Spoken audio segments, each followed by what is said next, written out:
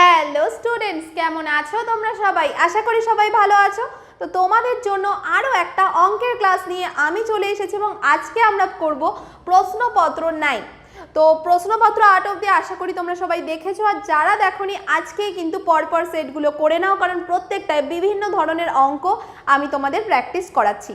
আর যারা আজকে চ্যানেলে নতুন আছো আজকে এই চ্যানেলটা সাবস্ক্রাইব করে নাও, আর যারা অলরেডি আমাদের ইউটিউবের ফ্যামিলি মেম্বার রয়েছো তাদের কাছে একটাই রিকোয়েস্ট করব, একটু শেয়ার করো সবার সাথে। হুগলির থেকে কিন্তু আমরা সেই ভালোবাসাটা এখনও অবধি পাচ্ছি না, আমাদের আরও প্রচুর মেম্বার দরকার আমাদের ইউটিউব ফ্যামিলিতে। তাই জন্য তোমাদেরকে কি করতে হবে, সবার সাথে, সব বন্ধুদের সাথে, পাড়া প্রতিবেশীর সাথে, সবার সাথে এই ভিডিওগুলো একটু শেয়ার করতে হবে, আর সবাইকে জোর দিয়ে বলতে হবে যে আমাদের এই যে স্যার ম্যামদের চ্যানেলে একটা সাবস্ক্রাইব করে দাও।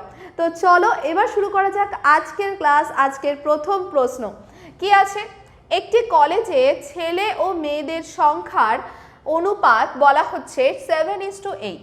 ছেলে ও মেয়েদের সংখ্যার শতকরা হার যথাক্রমে 20% এবং 10% বর্ধিত হলে নতুন অনুপাত কত হবে? প্রথমত, ছেলে ও মেয়েদের সংখ্যার অনুপাত যদি 7:8 হয়, আমি ধরে নিলাম বয় বা ছেলেদের সংখ্যা হচ্ছে 7x আর গার্ল মানে মেয়েদের সংখ্যা হচ্ছে 8x, এটা আমরা ধরে নিলাম।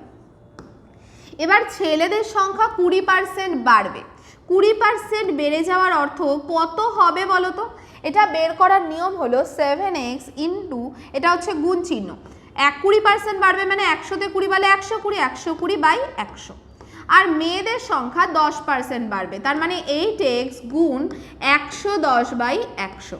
এবার আমাদের কি চেয়েছে যে নতুন অনুপাত কি হবে? এদের যদি আমি অনুপাত করি, এই 100 আর এই 100 কাটবে, xও কাটবে, এই 0 আর এই 0 কাটলো। এবার দেখছি 7 বারং 84, তাহলে এখানে হলো কত আমাদের 84:2। 8 11 88, তাহলে 84:88 কি হয়? আমরা দেখছি দুটোই 4 দিয়ে ভাগ যায়, 4 দুগুণি 8, 4 1 4, 4 দুগুণি 8, 4 দুগুণি 8, তাহলে উত্তর হয়ে যাবে 21:22। অপশন নাম্বার এ হয়ে যাবে রাইট আনসার। দেখে নাও সলিউশন, বুঝতে পারলে কিনা। ওকে, দেখে নাও সলিউশন।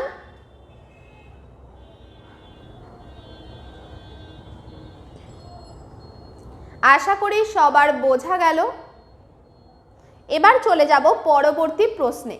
2 নম্বর প্রশ্ন কি বলছে, অনুপাত 3:3:7:1 সহজতম আকারে প্রকাশ করুন। প্রথমত, এই যে সংখ্যাগুলো রয়েছে বা ভগ্নাংশগুলো রয়েছে এর নাম হলো মিশ্র ভগ্নাংশ। তো প্রথমত আমাকে কি করতে হবে, কে অপ্রকৃত ভগ্নাংশতে নিতে হবে। কিভাবে? এই দুটো গুণ করতে হয়, 3 তিরিকে 9 আর এর সাথে যোগ করতে হয়, 9 যোগ 2 11/3। একইভাবে 3 7 21 আর 1 22/3। সরলতম আকারে প্রকাশ করার জন্য দেখলাম দুদিকেই 3 3 কেটে গেল, তাহলে থাকলো কত? 11:22। এবার দুটো সংখ্যায় কি 11 দিয়ে ভাগ যাচ্ছে, 11 1 11, 11 দুগুণি 22, উত্তর হয়ে গেল অপশন নাম্বার বি 1:2। তোমাদের কিন্তু এই লেভেলেরই প্রশ্ন পরীক্ষায় আসবে। আর এছাড়াও আজকে কিন্তু আরও অনেক ধরনের প্রশ্ন আছে আজকের ভিডিওটা, তাই জন্য শেষ অবধি তোমাদের দেখতে হবে সব ধরনের প্রশ্ন শেখার জন্য, ঠিক আছে? চলো আমরা 2 নম্বর প্রশ্ন করে ফেলেছি, আশা করি এটা সবার বোঝা গেছে। এবার চলে যাব পরবর্তী প্রশ্নে। তবে পরবর্তী প্রশ্নে যাওয়ার আগে তোমাদের একটা ইনফরমেশন দিয়ে রাখি যে তোমরা যারা অঙ্গনওয়াড়ি কর্মী সহায়িকার পরীক্ষা দেবে এবং তার জন্য নোটস নিতে চাইছো, সেক্ষেত্রে দেখো আমাদের এই 3টে বিষয় অ্যাভেলেবেল রয়েছে। কি কি? তোমরা রচনা নিতে পারো, দুটো সেট আছে, 10টা 10টা করে রচনার, 29 টাকায় এবং 32 টাকায়। এছাড়া তোমরা নোটস নিতে পারো, সব সাবজেক্টের নোটস পাবে মাত্র 98 টাকায়। যাদের সামনেই পরীক্ষা, দেখতে চাইছো যে কতটা প্রিপারেশন হয়েছে, তারা অবশ্যই নিয়ে নাও মক টেস্ট, মাত্র 40 টাকায় তোমরা 5টা কোশ্চেনের সেট আর তার উত্তরপত্র সমাধান সহ পেয়ে যাবে। এবং এগুলো নিতে হলে যোগাযোগ করো 9088890010 এই নম্বরে। এছাড়া তোমরা ডাইরেক্ট এগুলো কিনে নিতে পারো, আমাদের ডেসক্রিপশন বক্সে লিঙ্ক দেওয়া থাকবে, সেখান থেকে তোমরা ডাইরেক্টও পারচেস করতে পারো। চলো পরবর্তী প্রশ্নে যাওয়া যাক। তবে তার আগে আর একটা ইনফরমেশনও কিন্তু বাকি আছে, সেটা হলো কি যে তোমরা যদি নোটসের সাথে সাথে অনলাইনে ক্লাসও করতে চাও তাহলে জয়েন করো বেঙ্গল কম্বাইন্ড ব্যাচে।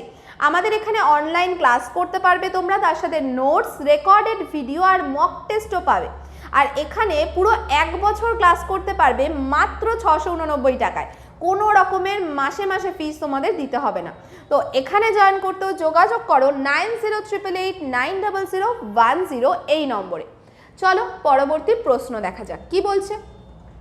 শ্রুতি তার বেতনের 12% একটি অনাথ আশ্রমে দান করার সিদ্ধান্ত নিয়েছে।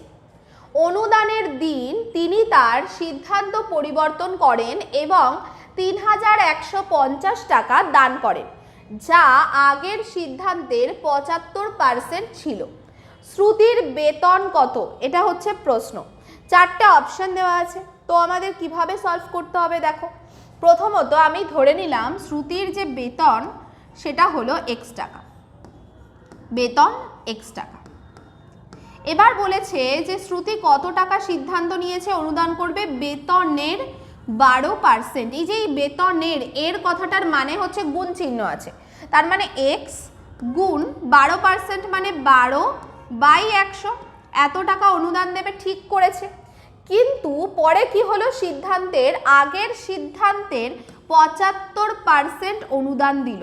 আগের সিদ্ধান্ত তো এই টাকাটা, এটা গুণ করে যা আসবে সেটাই আগের সিদ্ধান্ত ছিল, তার 75% মানে গুণ 75/100 এই টাকাটা দেবে, ঠিক করেছে। আর যেটা কার সাথে সমান? 3150 সাথে সমান। দেখো আমরা আমাদের ইকুয়েশন পাতিয়ে নিয়েছি।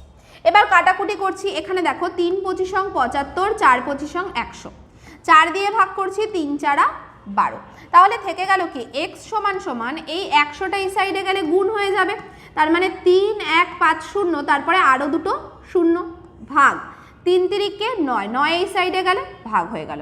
ভাগটা করতে হবে 3 নং 27, 45 থাকে, 5 নং 45, তার মানে আর 3টে 0, x মানে কত? 35,000। তাহলে তার বেতন কত টাকা ছিল? 35,000 টাকা। অপশন নাম্বার ডি হয়ে গেল রাইট আনসার। সবাই দেখে নাও সলিউশন, প্রত্যেকে সলিউশন দেখে নাও, বুঝতে পারছো কিনা। ক্লিয়ার সবার? এবার চলে যাব পরবর্তী প্রশ্নে। দরকার হলে তোমরা ভিডিওটা রিপিট মোডে দিয়ে দেখবে। ওকে চলো 4 নম্বর প্রশ্ন কি বলছে? 3 জন অংশীদার একটি ব্যবসায় 5:7:8 অনুপাতে লাভ ভাগ করেছে। তার মানে লাভের অনুপাত বলা আছে, কি বলা আছে?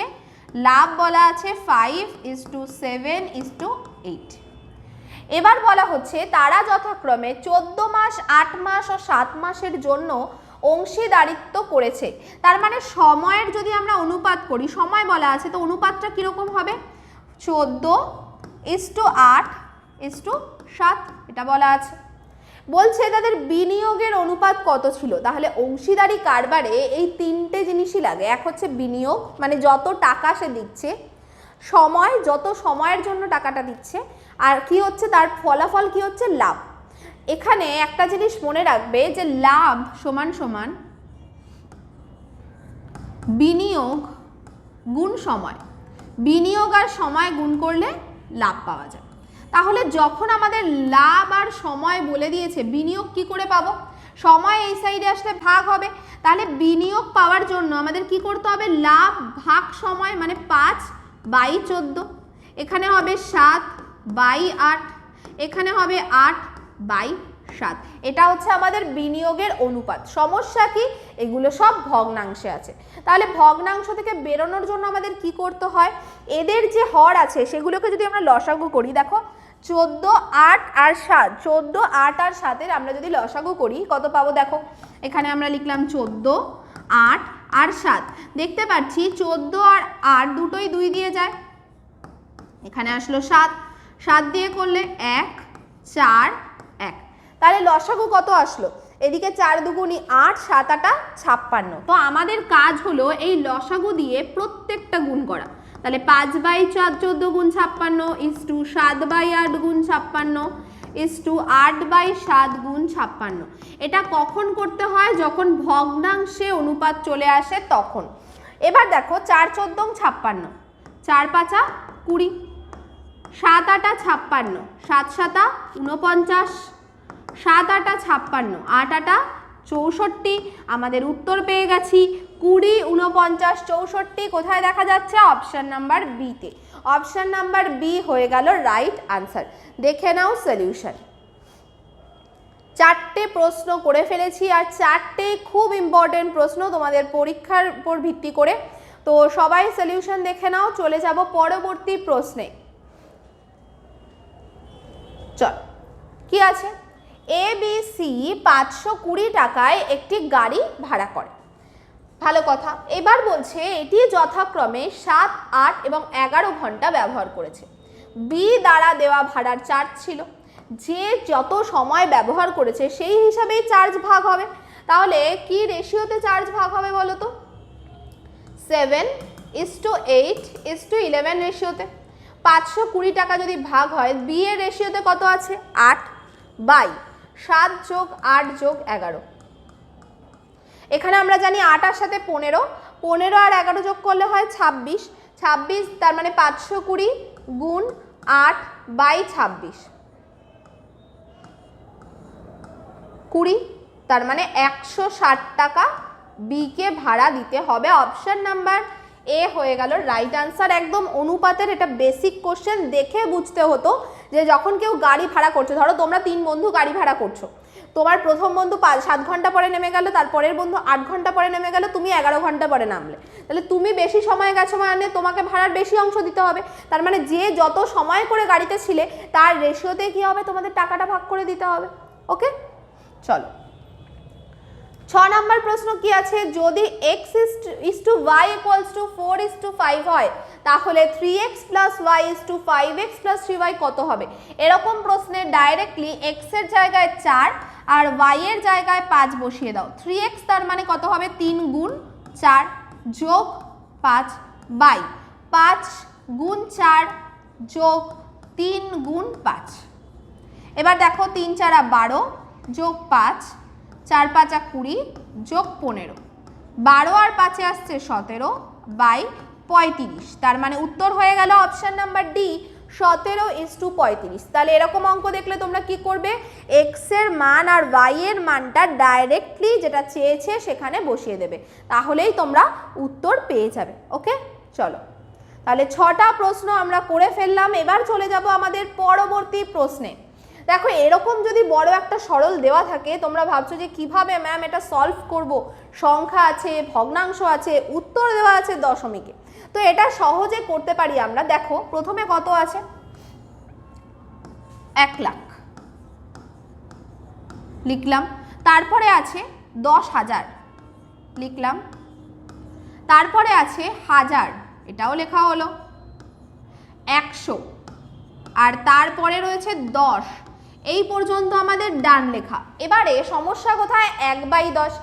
একে আমরা দশমিকে নিয়ে যাব। দেখবে যদি হরে একটা শূন্য থাকে তাহলে এক ঘর আগে দশমিক বসে, তার মানে 0.1। যদি হরে দুটো শূন্য থাকে তাহলে দুটো ঘর আগে দশমিক বসবে, তার মানে 0.01। তারপরে হরে 3টে শূন্য আছে, তার মানে 3টের আগে দশমিক বসবে, 0.001। এবার যোগ করো, যোগ করলে এখানে দেখো 1 1 1 পাবে।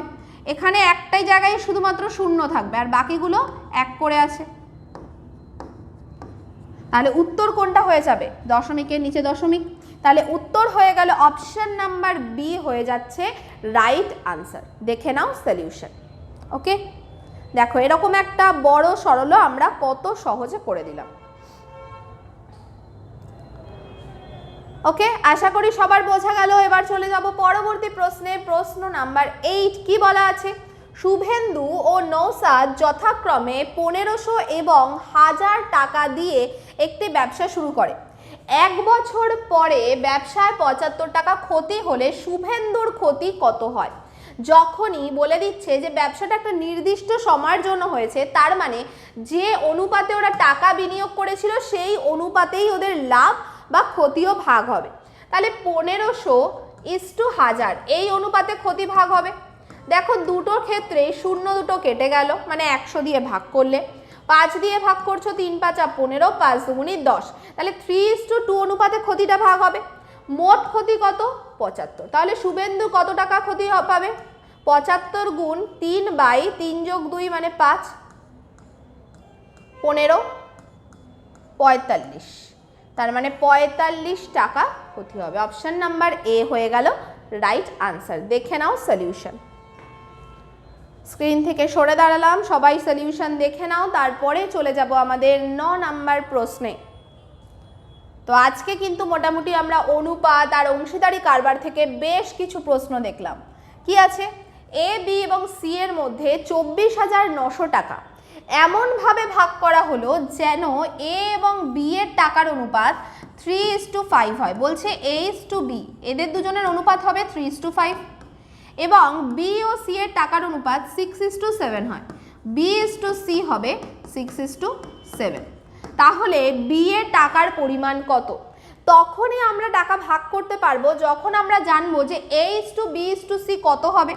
এবং এটা আমরা কোথায় ব্যবহার করেছিলাম? রেশিও মার্জের কোশ্চেনে।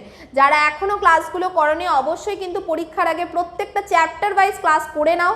দেখবে আমাদের চ্যানেলে প্লেলিস্টে ICDS ম্যাথ বলে দেওয়া আছে, ওখানে প্রত্যেকটা অঙ্কের চ্যাপ্টার করানো আছে। চ্যাপ্টারগুলো পরপর করো, দেখবে এই রেশিওর অঙ্ক প্রত্যেকটা তোমরা পারছো।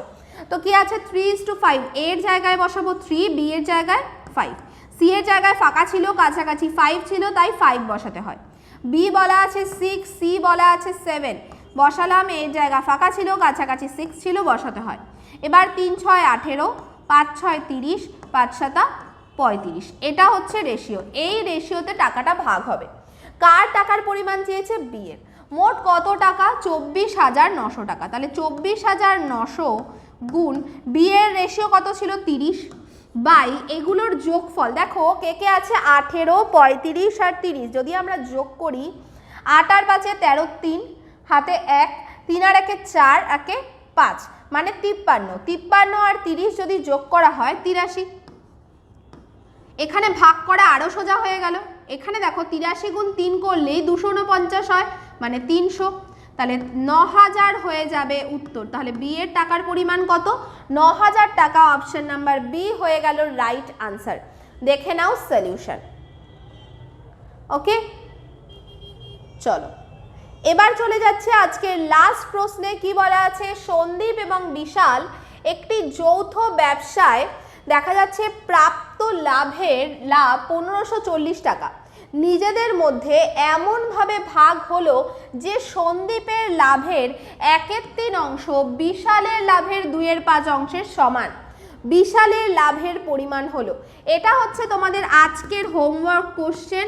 আর যারা এই কোশ্চেনটা উত্তর করতে পারবে না তারা কিন্তু অবশ্যই কমেন্ট সেকশানে লিখে দেবে যে পারছি না ম্যাম, পরের দিন করে দেবেন, বা পারছি না হোমওয়ার্ক, এরকম করে কমেন্ট করবে। যদি এই কমেন্টটা বেশি পাই তাহলে পরের দিন কিন্তু এই প্রশ্নটা থেকেই আমি শুরু করবো। আর যারা পারছো তাদেরকে উত্তরটা বলতে হবে যে কোনটা উত্তর হচ্ছে, আমি বলে দেবো কারটা ঠিক উত্তর হচ্ছে। তো এই ছিল আজকের প্র্যাকটিস সেট, এবং তোমরা যদি এই প্র্যাকটিস সেটটা চলতেই থাকুক এটা চাও, তাহলে তোমাদেরকে কমেন্ট করতে হবে যে ম্যাম প্র্যাকটিস সেট দিতে থাকুন। তাহলেই দেখবে পরপর তোমাদের জন্য রোজ রোজ অঙ্কের ক্লাস আসছে। আর আজকে এই পর্যন্তই। সবাই ভীষণ ভালো থেকো। Thank you.